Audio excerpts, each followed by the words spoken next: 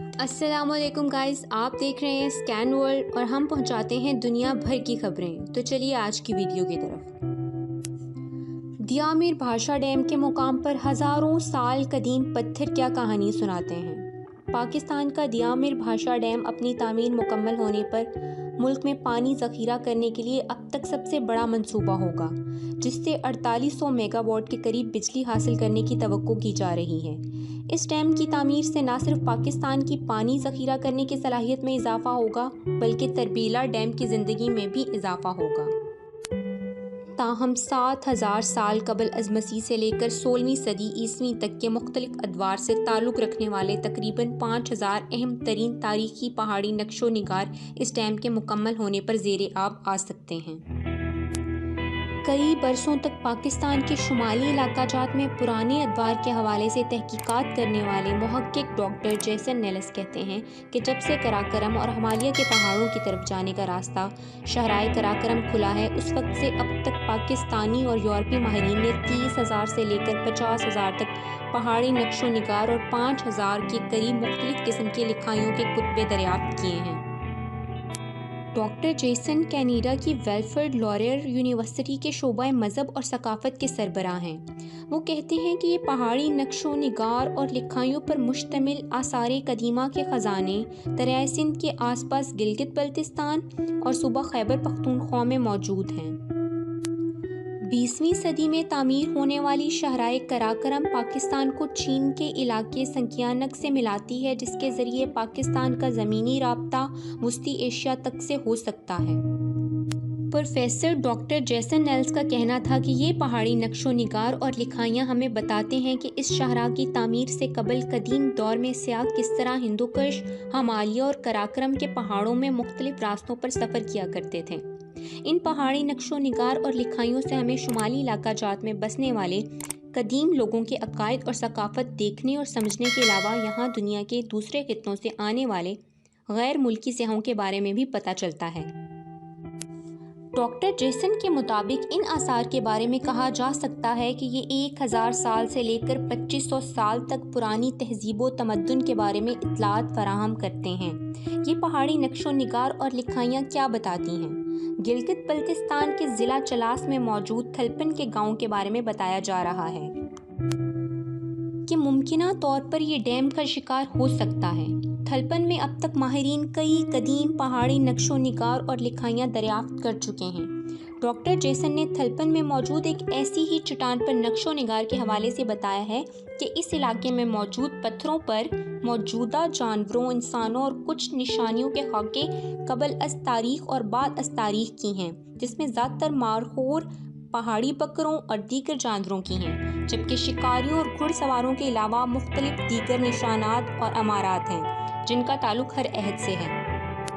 इस तरह चलास ही में मौजूद कुछ पहाड़ों पर मौजूद पुरानी लिखाइयों के हवाले से वो बताते हैं कि कुछ लिखाइयाँ साबक अदवार की अहम शख्सियात के हवाले से हैं। उनका कहना था कि चलास में पहाड़ी नक्शो निगार, कुछ तस्वीर और निशानात के अलावा यहाँ जनूबी एशिया, ईरान और वस्ती एशिया की पुरानी ज़बानों में लिखाइयाँ भी मौजूद हैं। शुरू की लिखाइयाँ कंधावा ज़बान में हैं, जो कि खरूस्ती रस्मुल ख़त में हैं, जो इस इलाके में 2000 से 1700 साल पहले की हैं।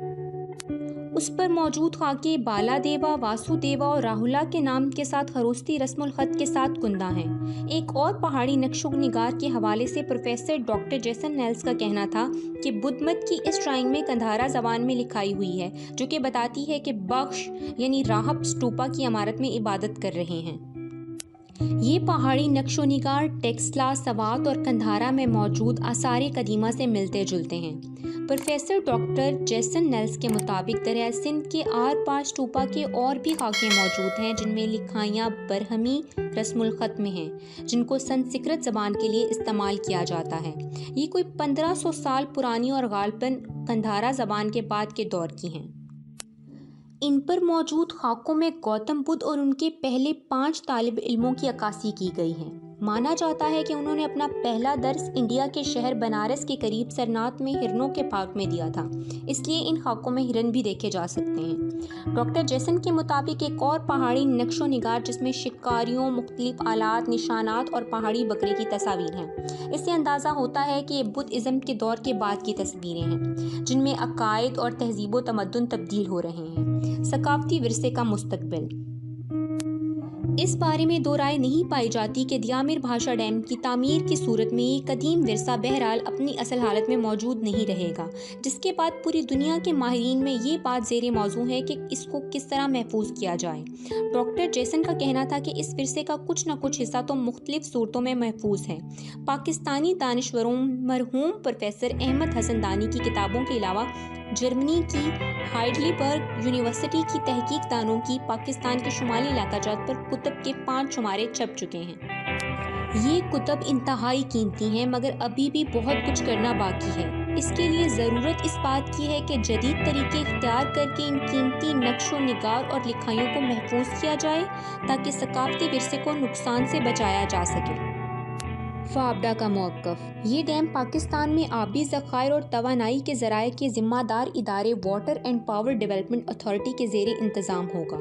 ادارے کے ایک ترجمان نے بتایا ہے کہ دیامر بھاشا ڈیم منصوبے کے مرکزی ڈیم پر تعمیراتی کام کے آغاز کے ساتھ ساتھ منصوبے کی تعمیر کے حوالے سے اپنی قومی اور بین الاقوامی ذمہ داریوں کے تحت وابڈا پروجیکٹ کے علاقے میں ثقافتی اور تاریخی ورثہ کے تحفظ کے لیے مینجمنٹ پلان پر بھی کام شروع کر رہا ہے۔